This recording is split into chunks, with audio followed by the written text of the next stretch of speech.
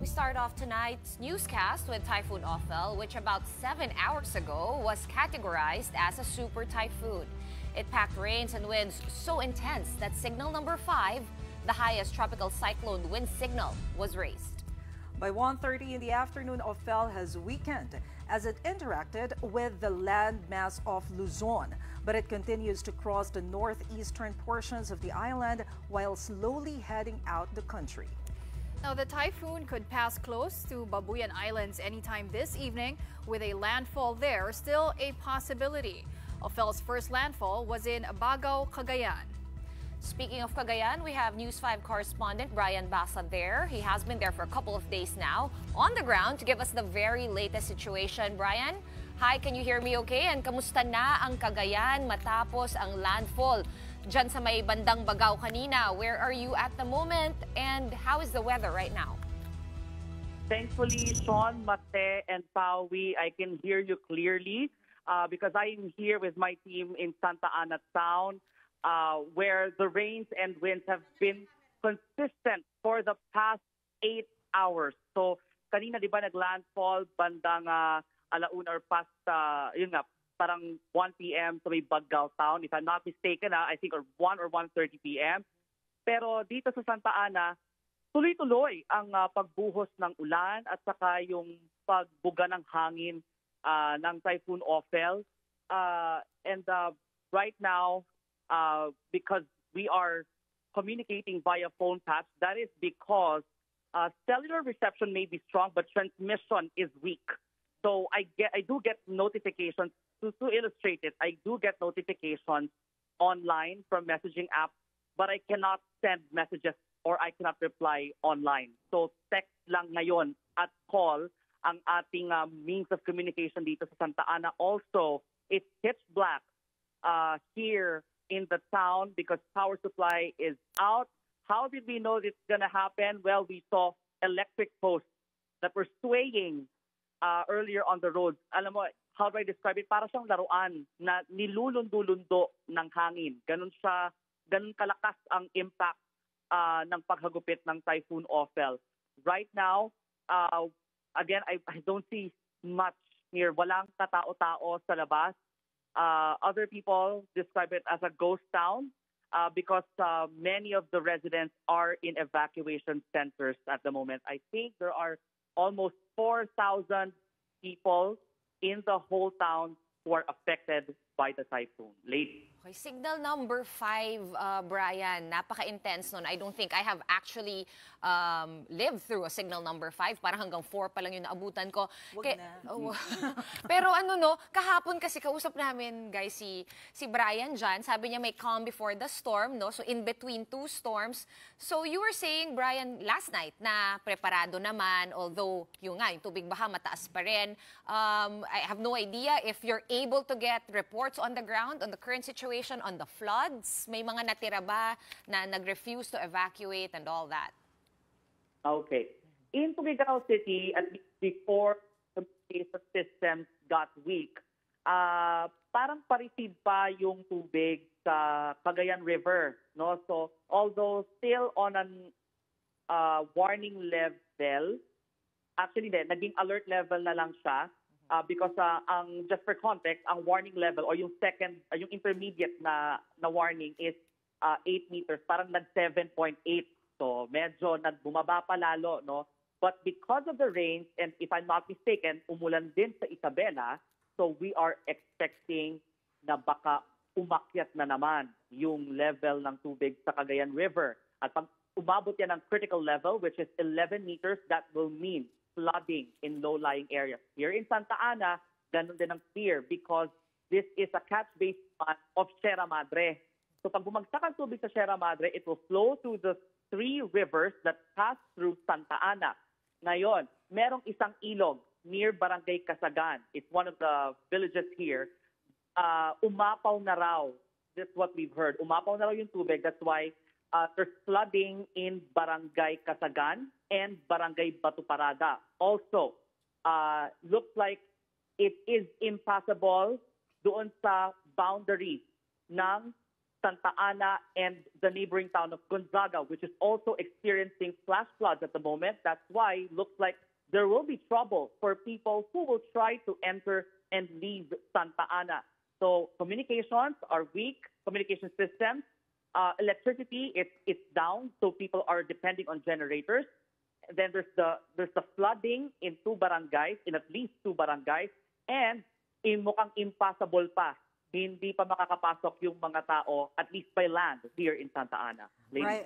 Brian, nandyan ka na rin during Typhoon Nika sa norte. So how do you compare the two typhoons in terms of yung lakas ng hangin, in terms of yung buhos ng ulan? Mas matindi ba tong si Super Typhoon Ophel?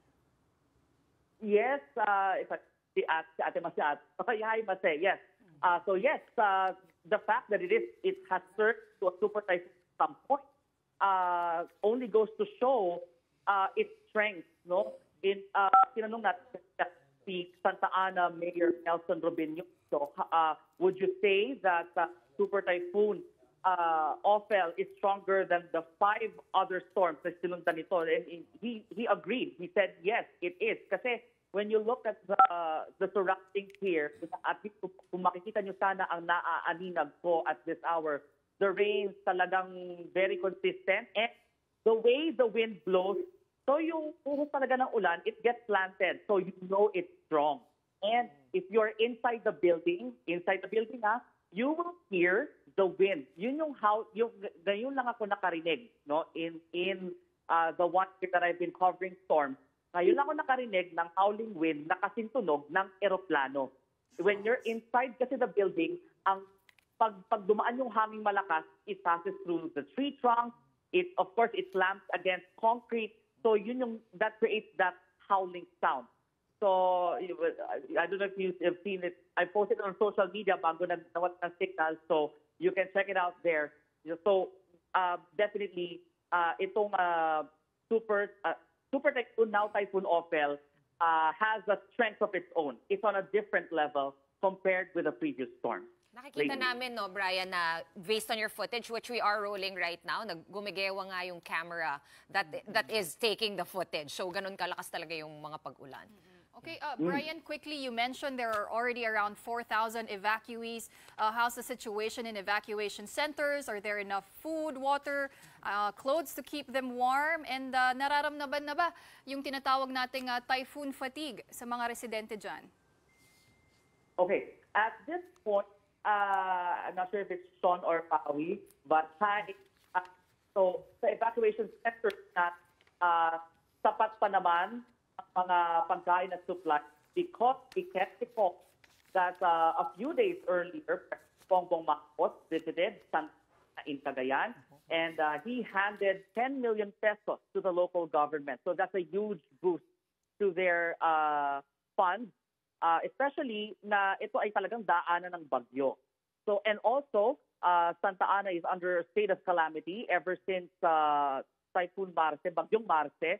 So, there is enough money or there are enough funds to augment barangays if ever they need additional money or additional funding to aid their residents. Ngayon, the strategy of Santa Ana is first, they will evacuate the residents to their respective barangay evacuation centers. If they get filled up, then they can proceed to the municipal evacuation center dito sa sentro. And then if it's still pagtuno pa rin na mukhang hindi pa naman ata, ay they could use the other government facilities, schools and churches. Last resort will be the Camilo Ocias Naval Base in the northeastern tip of the country. Na nga yung EDCA site, no, na dapat gagamitin din for humanitarian response. But Bri, yesterday you mentioned that you are with alagang kapatid. Nasaan ba kayo nagsistay ngayon? Kasi parang medyo tahimik yung location mo, unlike the last time we spoke. Okay, tayo kasi sa loob ng munisipyo, we can, as much as we want to go around and check on the latest situation in different areas, medyo hirap pa kaming gawin yon again because of the consistent downpour. And I'm not sure if you could hear it right now. Medyo umiigip ngayon we can feel the wind right now. Ayan, medyo umiihip, so I could feel it in my hair, in my raincoat. And yes, I was with Alagang Kapatid Foundation last night. They handed almost 200 food packs to affected families in Barangay Anapunan West in Tuguegarao City. This morning, when we left Tuguegarao City for Santa Ana, sila naman nagpunta at nag-set up ng base sa Apari. So from there, they could branch out to other towns that are affected by the typhoon. Especially, that's because yung nadaanan ng storm, ang nahahagip nito is really the northeastern and the northern portion of the country. So sana raw maabutan nila yung Bagao, kung saan naglandfall, Gonzaga, where there are flash floods, also yung Bugay. We've been hearing also reports of yung strengthened impact, kumbaga, yung talaga ramdam yung impact ng bagyo roon. Of course, here in Santa Ana, na laging dinadaanan ng bagyo. So they will try to reach as much as possible. They're ready with the food pack. They're ready with linen, cloth, yung mga tela kung kailangan yung mga giniginaw nating residente to keep them warm at night. Ladies. Okay.